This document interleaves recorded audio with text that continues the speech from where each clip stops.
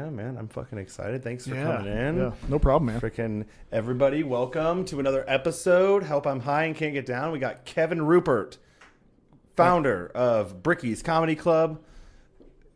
Thanks, man. Comedian extraordinaire. From you're Dayton based, correct? Yeah. Right, Primarily cool. Based out of Dayton. Awesome. Primarily. What does that mean?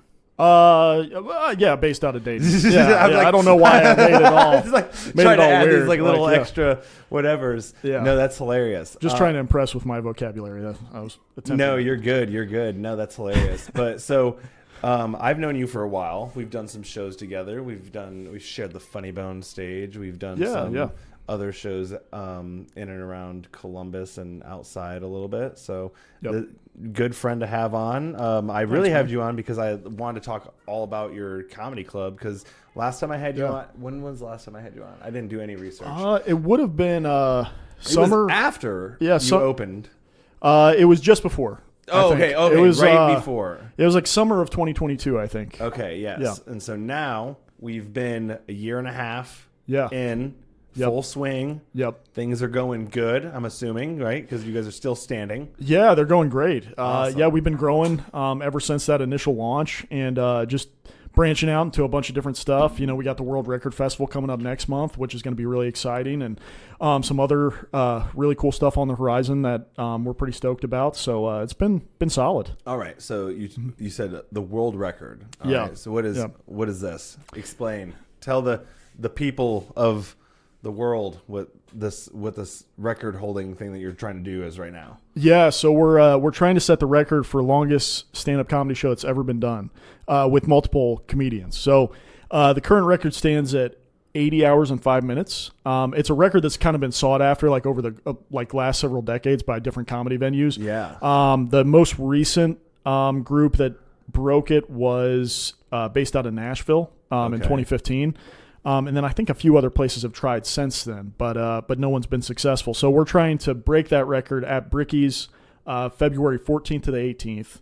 We're going to do 81 hours straight of stand-up, which is going to be a little bit crazy. Yeah. So what does it take? What does something like that take? Because I remember when you sent me the email and I was like reading over like the rules and everything. Or like not like rules, but like the stipulations and like how some of the things that you guys were planning on doing it to like achieve those things. Like I remember you guys saying that we need like 12 audience members at all times or something like that, and then like you also need an MC or something, or was that? Yeah, right? I don't remember. I read a lot. I remember there was a lot of different ones. Like, go ahead. Yeah, no, you got it, man. I mean, it's a pretty extensive list of requirements. So one of them is we have to have at least 10 audience members at all times. We're going to shoot for 12 because that gives us a little bit of a cushion there. Yeah. But that's one of the requirements. Another one is every comedian that performs has to do at least 15 minutes. So there's no real restriction on like going too long, but there is a restriction on too short a set. So that kind of fucks you guys over. Exactly. So every comedian has to do at least 15 minutes. No comedian can perform more than once every 4 hours. And then MCs can only do fact-based content. They can't do any like actual comedic material. So like the next comedian is this guy. Exactly. That's a fact. Because they're coming up to the stage. It's nice and sunny outside today in Columbus or in Dayton or Miamisburg, right? Yeah, Miamisburg. So or 9/11 was an inside job, or something that anything that's fact based you can say. Okay. So I'm joking about that, but yeah, like are they allowed to laugh? I don't think so. I think we may have to be really careful. You're not allowed to laugh at it. You're just gonna be like, yes. I'm planning on telling all the MCs something really sad before they go on stage, just as a fail safe. We're gonna have to be really careful, and like you described, it's basically gonna be like give it up for your last comedian. Thank you to sponsor such and such. Give it up for your next comedian, and then the MC gets off stage. Interesting. All right. Yep. See, what you should do is tell every MC beforehand that you've now booked them on a show with big name comedian at Bricky's. And then day of, sorry, dude, last minute they pulled out. I'm so sorry. Like your show 3 months from now. Really need the really need the MCs to be incredibly sad. Is what I kind of think we should sequester them in a room and show them just like Marley and Me and like, you know, a bunch of just really depressing movies. Interesting. To prepare them for the not performance, but the just find the task. The worst comedians that you know to MC. Don't even tell them. Dude, I can't. I was gonna say, gather them and then just be like, just go. You'll be fine. Just go up there and do your. Yeah, no one's gonna laugh anyways. So. That's right. That's funny. Just incredibly high. No, that's awesome. So 81 hours straight. Yeah. And so other things I saw like it has to be purely stand up. It can't be like music or anything else other than stand up, right? Or can it be like improv and stuff like that too? We had to really narrow things down in terms of the type of comedy that's being performed. So I think that certain forms of improv probably would slide. Musical comedy is definitely not permissible, but just to simplify things and make sure that we don't inadvertently go outside of any of the requirements, we're keeping it just straight stand up. Crowd work is totally in the wheelhouse, so like comedians can do crowd work if they want to. But in terms of anything improv related, we're kind of putting that to the side for this one. Gotcha. Cool. 81 hours straight. Yeah. Man. Yeah. You just imagine being at an open mic for an hour, let alone 81 hours. Like, you know what I mean? Sure. I mean, I guess it's a little better than an open mic because, you know, we're just we're getting people up there. They're going to hopefully be doing, you know, hopefully we can get people out there. I mean, this is going to be a huge thing. Well, it's going to be part of the requirements, you know, and maintaining that 10, audience member threshold. We've already got ticket sales. We've got people who have purchased the full festival passes and people who have purchased the 2-hour passes. Nice. So we're trying to promote it as much as we can and get as many people out there as we can. And we've got some strategies to do that. But that's definitely going to be a big piece of it. And so hopefully if we orchestrate it the way that we'd like to, then it will hopefully not feel too much. Sometimes it's going to feel like an open mic. Yeah. A little bit. But hopefully some of the time it'll also feel like a really solid, like fun showcase show. Gotcha. Dude. Just kind of periodically. Yeah, it's exciting, man. And then, so let's say everything is successful. Yeah. Pull off 81-hour comedy festival. Yeah. Is it just bragging rights at this point? Well, so we haven't. I've kind of been consulting with Guinness in order to, you know, gain more information on the certification process and figure out how that's going to play out. We have a few different options in that regard. But the difficulty is that Guinness charges a ton of money. Like they charge tens of thousands of dollars to certify the record. Which is wild. It's crazy. Which is wild. And because it's like if I'm like, I went to an 81-hour comedy festival. I'm pretty sure I saw them do that, and they're like, no, exactly, nope, it's not certified. Yep. Who is Guinness? Why does the beer have anything to do with record holders? Dude, that's what's crazy is that it's the same company. I thought they were no way. It is. Joking. I know, right? No, I thought it was two separate companies because my backup plan was and actually I think like Austin had suggested this, Austin Robinson, like going to the beer and being like, hey. What we were thinking is, you know, if we can't get Guinness to certify because their costs are too exorbitant or something like that, let's go to the Guinness Beer Company and let's do a marketing thing where it's like, you know, a world record brought to you by Guinness instead of a Guinness World Record or something like that. But when I reached out to them, it turned out that they're just a subsidiary, Guinness World Records is just a subsidiary of Guinness the Beer Company. So now I know that it's pronounced Guinness. Yep, exactly. Oh, okay. So there you go. Because, you know, some people are like, you know, they always like, it's, you know, they say it weird, like Guinness or something like that. And it's like, what are you saying right now? That's interesting. Yeah. Dang. So anyway, going back to the certification process. So their baseline is just tens of thousands. So for a record like this, that's multiple days where you need multiple adjudicators because one adjudicator can't stay up for the entire 81 hours. Pussies. I know, right? I love you, Guinness. Please certify us. Right. For cheaper. Give us a discount, actually. That'd be awesome. But but they make you cover the cost of travel and lodging for the adjudicators as well. So this could end up being like tens of thousands of dollars. So alternatively, what we're looking at possibly doing is doing retroactive certification. So we may gather all the evidence and then submit to Guinness retroactively. We'll still have to pay a fee, but it'll likely be a smaller fee than we would have had to pay if we have adjudicators on site.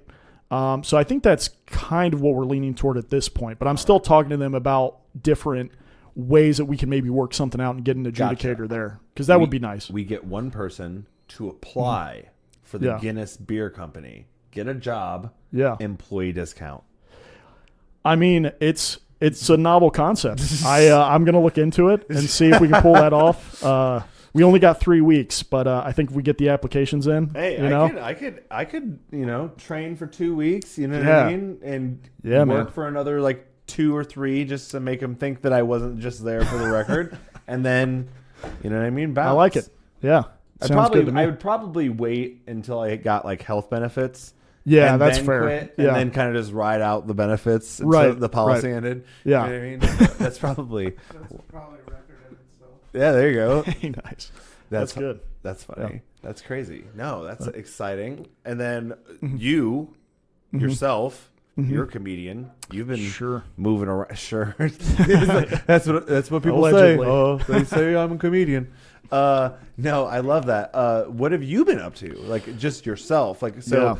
Obviously, Bricky's is a huge part of like probably your comedic life right now. But other than that, like, what have you been up to? What have you been doing? Yeah, I mean, I would say that Bricky's has been most of it, for the last several months. I have had the opportunity to get out there from time to time and also perform, myself and be on a few different cool shows, have some neat experiences. But for the most part, most of what I've been doing has been dedicated to getting the Bricky's thing going and just working on the production side. Gotcha. I do want to prioritize, performing again once we kind of reach a stabilization point.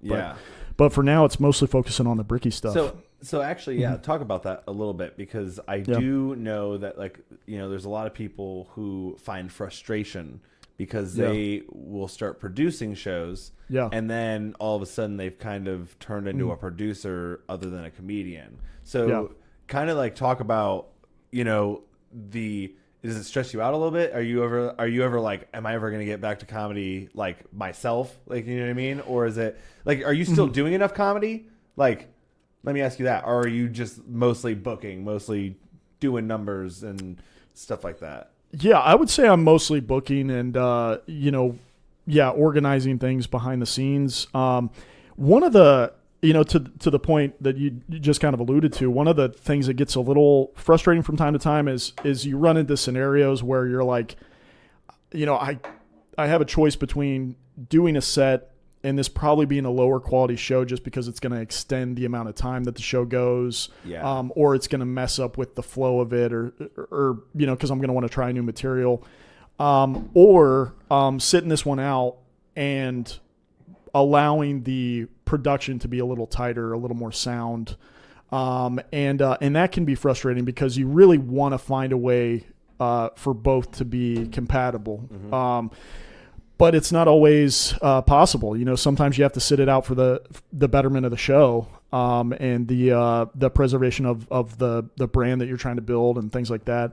And that's one of the hard lessons I've had to learn. I mean, the first time that I started producing a show, what I tried to do was I tried to perform every single show that I put on at that venue. Yeah. And I realized that that's a really difficult thing to pull off because you've got to do new material every single time to keep it fresh, which means that it's not going to be as polished, which means that in contrast to your peers, you're going to look a little bit like you don't know what you're doing. So there's kind of a balance there where it takes some humility, but sometimes you have to step back in order for the production to be of higher quality. Yeah. As a producer. And I'm actually glad that you said that because I feel like there are a lot of people who are in producer mode who still feel like I need to be in the show. You know what I mean? As opposed to this is just a show produced by me. You know what I mean? Like I don't know. I haven't been to a whole lot of shows, but like it's like I would say that most of them have like person who's producing the show is like on the show. Like Yeah. I will give credit most of the time when they do it, they'll host, which is Right. like which is fine, Right. which is you know, but at the same time, you don't see a lot of people who are just like not going up at all. Yeah, that's not very common. Usually, what I'll do with the shows at Bricky's is just to kind of like, remain in the rhythm of going up on stage and make sure that I'm putting some sort of stamp on the production to help stabilize it. Is like, I'll go up at the very beginning and do like the preliminary announcements, and then I'll bring up a host. I mean, sometimes I still host myself, but if I have a host booked, then I'll go up. I'll do some preliminary announcements. I'll bring the host up. They'll facilitate the rest of the show, and then I'll come up at the very end and do like a couple of quick like closing remarks. It's like a church. Yeah, a little bit, yeah, just kind of to bookend it, and that's one way to not affect the integrity of the production as someone who's working a lot on the behind the scenes stuff. But still kind of, get a little bit of stage time. Yeah. Like you can crack a joke or two at the beginning or end. That's something that I still try and do as much as possible. Awesome. But yeah, I'm not going to lie, it is frustrating sometimes because I'll have nights like when we do our Friday mic, for example, we'll have a super packed lineup. It'll be, I don't know, 16 or 17 comedians. I'm trying to keep it under. I mean, I don't like for the mic to go more than like, maybe 100 minutes at most. Yeah. So I'm trying to keep it relatively tight, and I'm like, I could give myself a set here, but that's going to take us past the 2-hour mark. Yeah. And I don't want people to get, antsy or anything. Yeah. So I have to sit it out. But I think it's just part of the whole thing, and we'll reach a point hopefully where I can more comfortably and effectively fold my own comedy stuff into what we're trying to build. Yeah. Nice. And then, okay. So not really doing lots of sets. Sure. The ones that you're doing though, they going great. I've seen some posts online. I saw you post a bit about a dog, I think, recently. Is that what I? Yeah, I'm doing some dog jokes. Okay. I'm really branching out. But yeah, no, it has been fun. Like the times I've been able to get on stage of late, and yeah, I've mostly tried to perform outside of Bricky's. Just keep the two separate if I can, just to preserve that integrity there. But yeah, the sets I've been able to do have been pretty fun. I've had, as always, some that are a little lackluster. I've had some that are like super fun, and then some in the middle. But so let me ask you this then. Since you're not doing stand up as much, do you approach it differently now as someone, like if you're going out like 5 times a week, you know what I mean? And now you might be going out maybe once or twice if you're lucky. How do you approach like writing the new jokes and then bringing them to, you know what I mean, to the stage? Like, what's your process on that now? Like, man, that's a great question. I mean, most of the opportunities that I've accepted outside of stuff at Bricky's have been like paid. Okay. So booked paid opportunities. Gotcha. Exactly. So I've kind of stuck to my normal like 20 minutes of the tried and true stuff. But I really do need to start, hitting some mics, doing some shows where I can test out new material. And yeah, hopefully as we kind of, stabilize things with Bricky's, I'll be able to do that. Yeah. That's what I'm hoping. Nice. Yeah. Okay. So, how long have you been doing stand up now at this point? Yeah, I think it's been about 5 years. Nice. Already pretty much a owner of a club, freaking pushing tickets, like who it's like, does Bricky's do like big names, like, or is it pretty local at this point still? Or we've started out local. I feel like that's in a Drake song or something like that. Started out local, but now we're national. Yeah, something happens after regional. That. Yeah, exactly. But yeah, no, we have started out with a lot of the local talent. We are definitely starting to branch into some bigger names coming in. We've got a guy in April. His name's Rise Hendricks, and he's got, I think, like around 10 million on TikTok. He's a kind of a bigger name, like kind of comedy rapper. Gotcha. And so he's going to be coming in. I feel like that's going to be a big deal for us. We've reached out to some other folks who are interested in doing stuff, in the coming year that are on the, more sort of, they have more notoriety. Gotcha. On that side of things. So we've definitely started to open up those opportunities and kind of create those pathways. I kind of like, Bricky's being mostly local folks because it's a good trend. I mean, while it is a thing unto itself, or however you want to phrase it, I like the idea of it also being part of a farming system. Yeah. Kind of getting a lot of local comedians more experience, opportunities to headline, so that they're ready for the bigger stages. How many days are you guys open?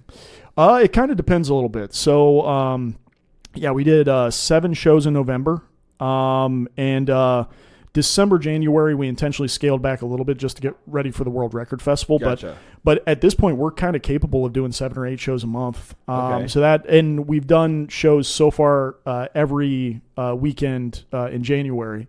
And we started out just 1 show a month when we kicked it off back in kind of mid to late 2022. So we've definitely been trending it in kind of an upward trajectory. Okay. And so because the thing that I think would be amazing is that if it was not like necessarily 7 days a week, but you know what I mean, like pretty damn close, where it's throughout the week the locals, it's mostly ruled by locals, and then on the weekends you have your big shows and those locals that are showing up and doing the the mics and stuff like that, or whatever things they got going on. It's you might have a chance to get asked to host or whatever. Exactly. And it's I feel like that would when I first started comedy 4 years, almost 5 years ago now. It's that was the allure. It was get good enough, people will be like, oh wow, this guy's good. Come on stage. And it is not like that. It is not. It doesn't matter how funny you are, man. It's just it just takes one person not to like you, or you just have to say one thing, or something like that, and it's just it can take you downhill from there. So that's very true, man. I've tried to counter that dynamic within comedy as part of the culture that I want to establish at Bricky's. I try and create a system where there are opportunities for everybody. So anybody who reaches out, it's we can figure something out. We can plug you into one of the types of shows that we're doing, and then hopefully get you into sort of a pipeline so that you can get additional opportunities. But that is kind of the ultimate vision. And I think we're really considering some of the things we're working on behind the scenes. I think we're only months away from that reality of between Bricky's as it is right now and the next phase that we're moving into, we could be doing 5 or 6 shows a week possibly. Yeah. And even if they're not shows, you know what I mean, 2 open mics or something like that, where it's just and it's if you can establish a spot that's got food and drinks, and it's got something that's oh, we can go get food and also see some comedy, you know what I mean, where it's instead of it being, because I feel there are people who want to go see comedy, but at the same time, it's it's you're going for comedy, you know what I mean? But it'd be nice also too. It's if you're hey, you know what I mean? I think there's an open mic or something like that. You know what I mean? There's no pressure to spend $30 on a ticket and stuff like that. And then you go out, you have a good time, and then you're wow, that was great. You might want to check out a show, and it's oh, they got names on these shows. That's cool.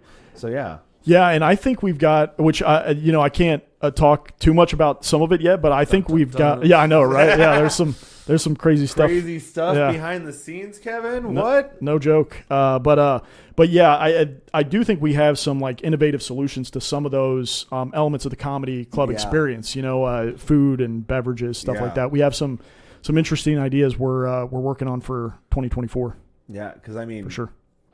I'm just I work there, but I'm just being honest, I'm not going to the Funny Bone for the chicken tenders, you know what I mean? Right. I'm going for the comedy. You're going to see some good stand up. Yeah, exactly. So, I mean, I wonder if there is a spot like that's got that really, I mean, I do know that bars will sometimes bring in some music acts and stuff like that every once in a while, but I wonder if there's a spot that really is a venue, but really has great food.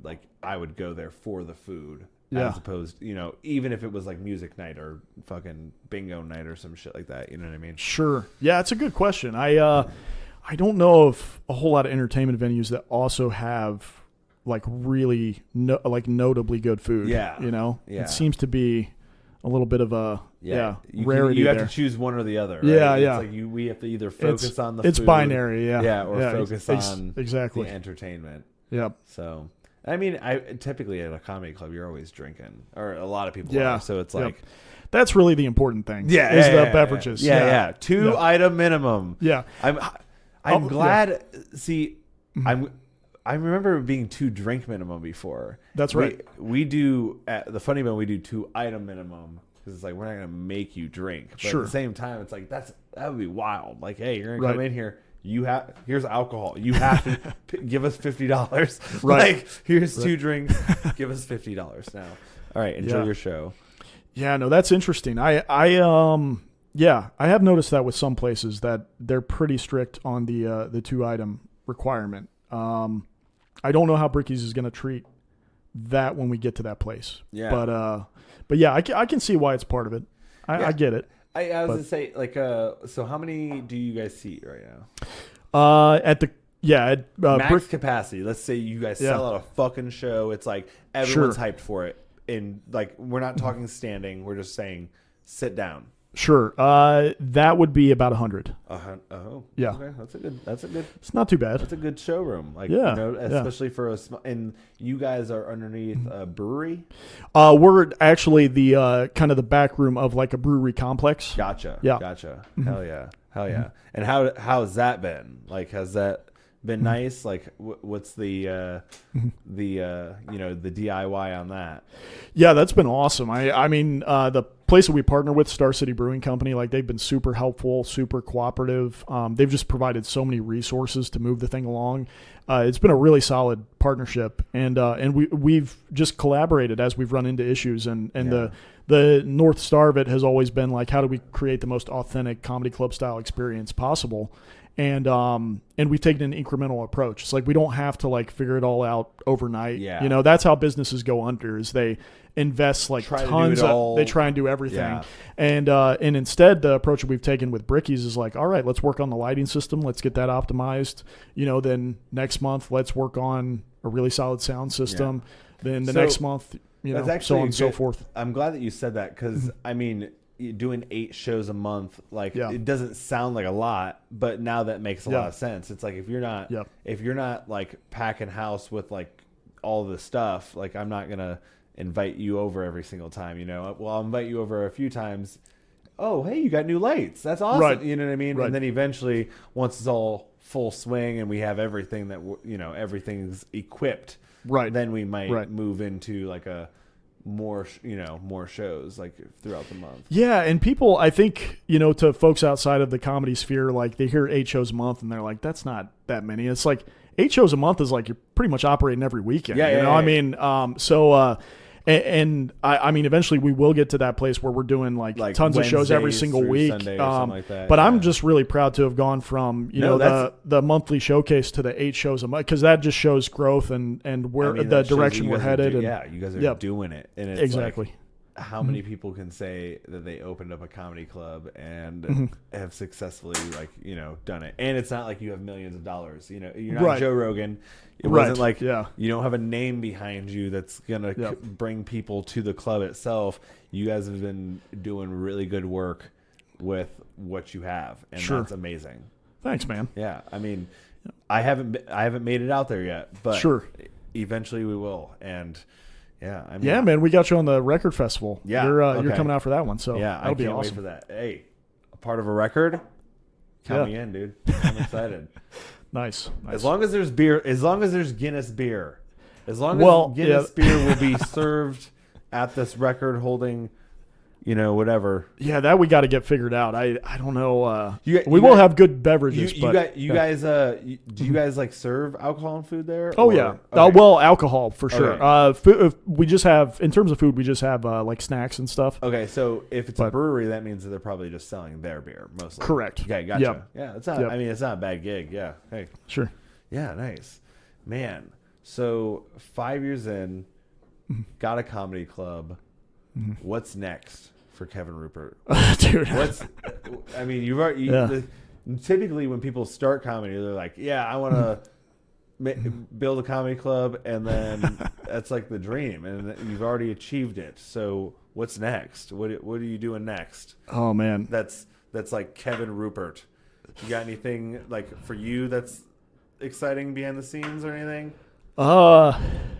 Dude, I've just been kind of, overwhelmed with everything that's been going on. But I do kind of, I think, have a vision for what the next like couple of years could look like. What's your 10-year plan? A 10-year plan. Yeah. Where do you see yourself, Kevin, in 10 years? Oh man, how old are you, Kevin? I am 47.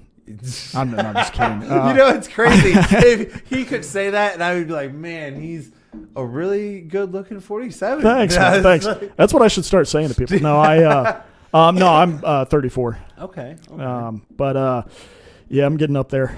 But in terms of what's going on going forward, I want to keep growing Brickies. I want to mainly contribute to the growth of comedy in like the Dayton area and, Southwestern Ohio, Central Ohio more broadly.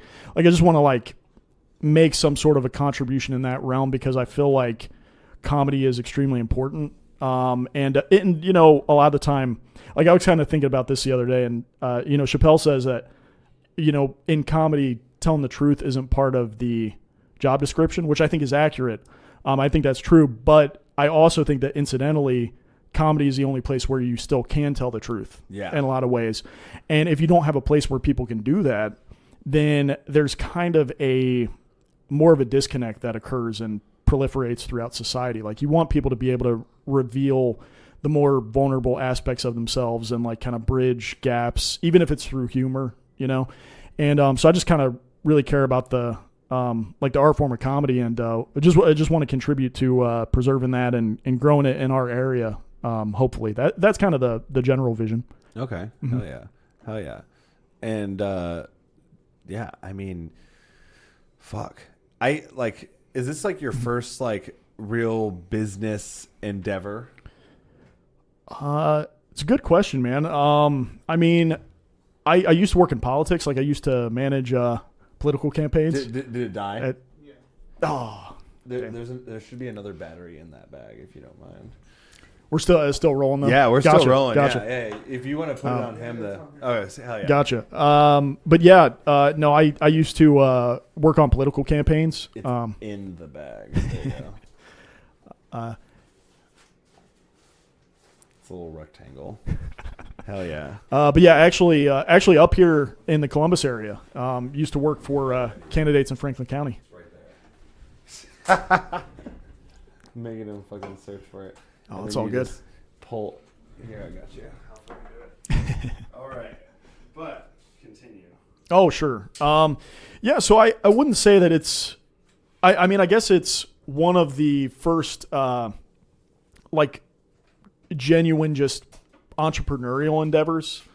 I feel like there's a lot of overlap and similar aspects in other fields. So there were some things about working in politics that were similar. Okay. But I guess it's the first like official sort of like it's the first time I've ever created a formal business unit. I always forget about that because you used to do like political campaigning for somebody. Exactly. Dang. Okay. Mm-hmm. And how old were you when you did that? When I started, I was like 20 or something like that. Damn. Yeah, I think got you young. Man, I probably, now that I think about it, I was probably one of the youngest like campaign managers that there's been. I mean, I world record holder. Oh, world record. Yeah, there you go. Yeah, youngest. But I managed a campaign when I was still 20, and that was the first time I was able to do that. And so it was my early 20s. And then the last time I worked on a political campaign, I was probably like 26 or 27. Okay. And then I kind of left that behind a while ago. But it was an interesting field. Have some good experiences from those times. Would you go back? I think if I were going to go back into politics, it would be as a candidate myself as opposed to a campaign operative or like a campaign manager. Yeah, sometimes. I thought about running for city council in the town that I live in currently because I have roots there. But I think that's probably Like I want to get Bricky's to a certain point. Because that's just another aspect of like President Kevin Ruppert. Well, that would be a nightmare for everyone involved. But no, I do think some sort of modest political career in the future could be potentially on the table, just because I think it'd be a good way to help the community and stuff. Gotcha. Perfect. No, yeah, man. I've thought about it. Yeah. Like, whenever I get angry, I'm just like, sure. I should run for office. You know what I mean? But then I'm like, I probably should do that. It's a hard thing to do, but dude, let me know if you ever decide to. I'll gladly help. Yeah, of course. Campaign. Yeah. Hell yeah. Definitely. I was gonna say, I remember that. I think my grandfather, he ran for Congress or something, right? Was that what you told me last time? No, I think what was it like? It was something like a commissioner. I don't remember. It was like something like that. County commissioner? Something like that, yeah. That's kind of a big deal in this area, yeah. The county commissioners, I mean, those are the guys that really like make policy. Oh, really? If I remember correctly, and I could be rusty on I'm thinking about so the mayor of Columbus is the head of Columbus City Council, but then you have the county commissioners, and those guys end up in positions where they get elected mayor. Some of them run for statewide office, Oh, wow. So it's kind of a big deal. Especially, I mean, Franklin County has 2 million people, so the county commissioners have a lot of sway and a lot of power within the county. The campaign that I managed was for the Franklin County treasurer. Gotcha. And the first one that I ever did before that was for a guy who was running for a local judicial seat, who had just gotten done being the Chief Justice of the Ohio Supreme Court. So it was kind of a weird adjustment for him, because he had been nominated by the governor at the time, and then he lost re-election because for the Ohio Supreme Court, those are elected offices, and then so he had to kind of start back running for a local municipal court seat, and so it was kind of an awkward thing for him, but he was a great guy, really nice dude. Now, so you said that you would run for council in your like hometown, if you were going to, or what would you say, what role? Yeah, I think I would probably run for city council in Middletown, Ohio. All right, something like that. Is that like the biggest role you think that you'd ever run for? Not necessarily. I mean, I could see something maybe a little bit bigger than that if I felt like I could be useful. Like that's the main thing that's the main question I want to ask before attempting any of those endeavors is like, would I actually be able to effectuate change in a way that would be consequential for the community? Like, Gotcha. Like would it actually move the ball forward in terms of some of the things that should be happening? And right now, Bricky's is a good look. You know what I mean? Like if you can take the comedy community and like really make it into something that's like really grown and they can like thrive and stuff like that, then then you can make change. And then you just take that and do it to normal people. Sure. You know what I mean? Like, yeah. What would your first policy be as Mr. Kevin Ruppert, Councilman Kevin Ruppert? Oh man, that's a great question. Ban? Are you gonna ban anything? Or you're pretty liberal guy? I am pretty. What's the right turn of phrase for it? I'm very like live and let live. Okay. So I wouldn't be big into regulating anything in particular. But I think that in a place like Middletown, the question would be like, what can we do at the local level that helps the greatest number, like most immediately, and I would have to take a look and see exactly what that policy change would be, but that would be like the first thing that I'd pursue. So it would depend on the circumstance, but I think that would be the guiding question is like, what can we do to help as many people as possible in a short period of time? And let's get the ball rolling with that. Let's get that effort started. And then we'll tackle all these other issues. Gotcha, man. Yeah. I don't know. I feel like I would probably make a law like, hey, everyone gets a llama. Or something. It's a good law. That's a law. Yeah. That's a law. You know what? I changed. That's what I would do. Actually, I'm gonna take that. Fucking A, dude. That's a good idea. No. I remember one time when I was in high school. I was like, what? was I a junior, sophomore, junior, I think. And I remember there was some guy, I think, running, but he wasn't like a serious candidate. It wasn't like on the national news, but like this guy named Vermin Supreme. Yeah. He's like, I campaigned for that guy. I thought about He's it. like, his thing was something like a pony for everybody. That was it. Yeah. Wore the boot on the head and stuff. I love that guy. Yeah. He was hilarious. Dude, the funny thing is that like I guess I just like wasn't privy to him. Okay. Like I don't know how like my friends were. Yeah. And I was like, what is this guy? He was a very niche kind of figure. But Did he you was vote for him. I didn't, but I thought he was gonna say I did. But I don't think he was on any of the, because he was running in the primaries, right? Okay. And he was very like iconoclastic. Like he did not like either of the parties. So he, I think, ran in a Democratic primary one cycle. He ran in a Republican primary another cycle. I think he ran for some other third party or something. But I don't think he was ever on the ballot in Ohio. He was on the ballot in New Hampshire, might have been on the ballot in some of the other primary states. But I never got the opportunity to vote for that guy. I probably still wouldn't have, because I was a little more serious about things back then. But, Gotcha. But Would these you now? days, well, with how the political system is, I might, depending on who else is on the ballot. I mean, if he's still alive, he should still go for it, because I think he's pretty why old, not? right? He was probably like in his like 50s or 60s. Oh, okay. Yeah, I would say like mid 50s. Okay, so that's like, my guess. He's like perfect age then. Yeah, he could still do it. Yeah, exactly. he's still. I mean, compared to the people who've been off and. Is it? Oh, it's almost dead. Yeah. Well, Gotcha. yeah, we're good. I mean, we probably got like another like 15, 20 minutes or something. Okay. Like that. Who knows? Yeah. Gotcha. But yeah, I mean, all right. Since you are a political, or you have in the past campaigned for political people, hottest president, go. Hottest president. Oh man, this is a great question. Okay. And hold on, let's back up. Yeah. Because Barack is black, he's off limits, and not because he's black, but because he's automatically hotter than everybody else. Okay, yeah, you know what I mean? Like, true. Yeah. like you can't say him because he's obviously the go-to and the youngest looking. So you have to pick one of the ugly old white men who have ran for president. So we're excluding the actually hot ones, and we're selecting hottest of the ugly. No, it's just Barack is the only one that's banned because he's the hottest. Like, okay, I see. Hands down, like, yeah. Gotcha. All right. Well, JFK has to be on the list. Okay. He's good looking guy. That's a good one. A lot of people have talked about Warren G. Harding as a pretty attractive dude. Oh, wow. Which one was he? He was like kind of around the turn of the century. Okay.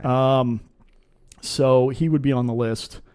Hey, Teddy Roosevelt, kind of handsome. Okay. And he was a man's man. Yeah, He was he's the man's man, right? He's like fight a bear or some shit like that. Sure. That would be like Putin, our Putin. Exactly. Because I heard that he was like a hardened man, like was hunting and shit like that, right? That's him. That's right. Because there's two Roosevelts, right? What was the other one? Yeah, the other one was FDR. Yeah, and he was in the wheelchair. Yeah, he was in a wheelchair, which doesn't. Hey, you can still be hot in a wheelchair. Is he hot? He was good looking. He's a hot wheel. There you go. So I'm trying to think of who else would be on this list. I mean, yeah, I think it's gonna be JFK or Harding. Jimmy Carter didn't look too bad. Okay. Yeah, Ronald Reagan was a little older, but in his day, he's decent looking.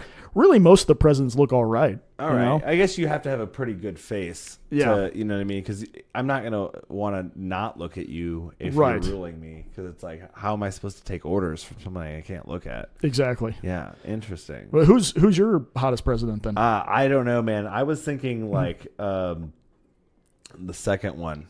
Fucking Jefferson. Jefferson? Right? Yeah. Oh, that's the second one, right?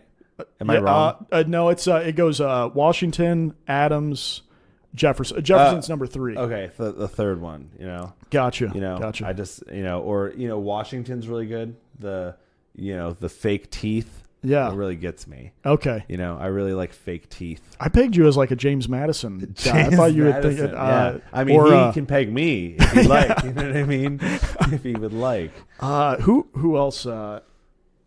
I don't think Andrew Jackson was very. I think he was a little bit. He was. He had the crazy hair. Yeah, that was on the bill. I think that's what messes it up. If he had a better hairstyle, he might be within the realm. But yeah, let me ask you this: Do you think that someone's hairstyle, does that does that do something like for their their leadability, I guess, and then or like their what's the word when you're like their capability, like are they less capable if they have a crazy hairdo?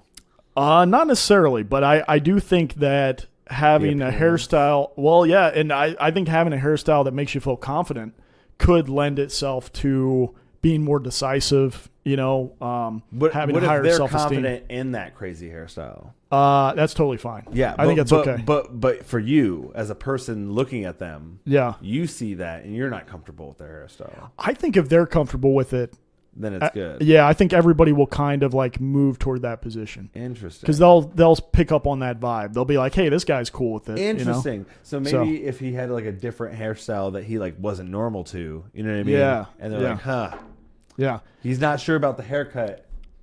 He's not sure about our country. Yeah. If you gave Trump like a traditional, like if you did like a makeover and made him look like Ronald Reagan or something like that, he'd probably be less confident because he's used to like having that, kind of wacky. I'm not making, and I'm not making any like, negative cut. Now I'm doing Trump hand motion. I don't know why I'm like doing orange that. Face. But no, I think he's comfortable in that type of a look, comfortable in his skin, So yeah, it has to be something that's compatible with the person's general, personality and sensibility. Gotcha. Yeah. Now, do you think that is that orange stuff is that spray tan? Is that what that is? Oh yeah, I think so. Okay. Yeah. Do you think that when like old people Yeah. are like tanning or spray tanning, Yeah. do you think that they have to like pull the skin? Oh, so it doesn't. So Yeah. like the wrinkles. Yeah. Because if they're just like doing it over, if the wrinkles open up, oh man, you're not gonna see. There's no spray tan there, unless I guess it could like go in the crevices. That's true. But they could be like really dark, and you look like you have like grill marks on your face. Oh God, I don't know. Like, do you think that they have to like stretch out their face? Like, do you think like Donald Trump, because he's got a lot of wrinkles and lots of flaps in his face? Like, do you think that when they're doing all that, that they're like, picking up his cheek?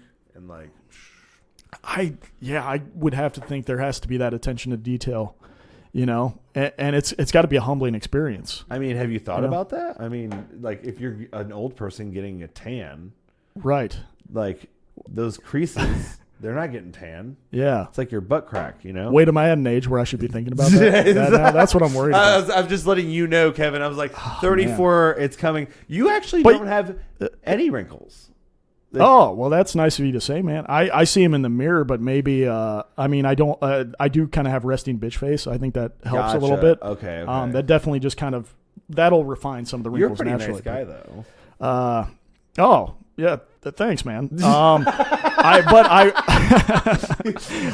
was like thrown off by that. He's I was thinking about it. About that. I was thinking about it for a second. I was like, sometimes I'm kind of nice, but yeah, man, I don't know. I think I just don't have a lot of facial expressions, and maybe that helps me with the wrinkles. But how old are you, Eddie? 28. 28. Okay, Yeah, so we're kind of in similar range a little bit. But you wouldn't tell by looking at me. You'd think that I was your age.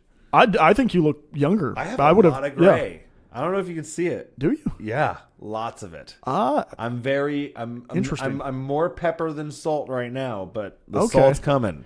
It does happen early sometimes for folks, but I don't think it's a bad look. Yeah, actually, and I can't really see too much gray, but maybe it's just that angle or something. Yeah, so from far away, it doesn't look as bad, but like once you get close, you're like, dude, I actually was like looking at my hair the other day, and it was like straight up, it almost looked like a skunk. You know how they have that line?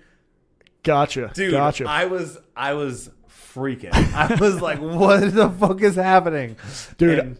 I gotta say though, I don't think it, because usually the concern with that is you're worried it might make you look less attractive to the opposite sex, which I know you're a spoken for man, so it's not. But there's always that anxiety in the back of your head because you're like, what if I'm back on the market? You know, like what are my prospects going to be? Exactly. But I will tell you, I don't think that having gray hair as a guy, I don't know if it has an impact for women, but as a guy, I don't think it hurts your prospects too much. Because I have a friend who's like totally completely gray. I mean, he's like about my age, but he went gray early, and that dude does well. Okay, with like younger women as well. Oh so, wow, yeah. So I don't the daddy issues. Yeah, exactly. Yeah, exactly. So I don't think it's a liability actually. So you don't have to be too anxious. Have you ever met a woman with gray hair that's young? I don't think I mean, honestly, I don't think we would know because they probably just dye it. They just dye it. Yeah. Yeah, but I don't think I've ever met like a girl like, and I'm not talking like platinum blonde. I'm talking like gray. Like, you know what I mean? Yeah, like, that's relatively rare. Interesting. Yeah, you don't see that very often. Yeah. Sometimes these days they go gray on purpose. Girls, if you want to be unique. Yeah. There you go. Yep, that's gray hair. Yeah. As a young woman. Yeah. I don't even know I don't know how it would look, but hey, maybe I'll suggest it to my girlfriend. It's worth a shot. Yeah. You know? Who knows? Yeah. Maybe she'll go ahead and do it. I don't know. Absolutely. I'd probably be freaked out though if I like showed up and I'd be like, "Are you dying? Like, what's happening?" It's like aging very fast. All of a sudden, just like it's definitely something you want a heads up on. You know? Like you want to know that it's intentional. Yeah, you don't just want to show up one day and it's there and you're like, "Oh fuck," she's acting all sick, and I'm just like, "No." Oh no, man! Yeah. All right, so Kevin, thanks for coming on. Of course, before we get you out of here though, go ahead. Give the address of this club. Let us know like where we can buy tickets, like all that good stuff. Absolutely, man. So brickyscomedy.com. It's in Miamisburg, Ohio, based out of Star City Brewing Company. The World Record Festival is going to be February 14th to the 18th. We got time. You don't have to. It's not like the end of a commercial. Oh, okay. I'll slow down. I'm trying to channel my like NPR. Oh, I got you. Cadence, I got you. You know? Gotcha. Okay. February 14th to the 18th. Just gonna go so slow now. We have the 2-hour pass and we have the full festival pass, and you can purchase some at your leisure. Thank you so much, and back to you, Eddie. Oh my God, I love that. I love when they commit to the bit. Guys, thank you guys so much for coming in and listening to Kevin Ruppert, Dayton comedian, founder of Bricky's Comedy Club. Check it out. Buy your tickets for the World Comedy Festival. The longest one. It's sponsored by nobody, but Guinness. That's true. Guinness is making us pay them and sponsor them. It makes sense. Yeah. No, it doesn't. That's okay. But no, check it out. Thanks for listening. Check us out in the next episode, and we'll see you guys around. Awesome. Boom. Thanks, man.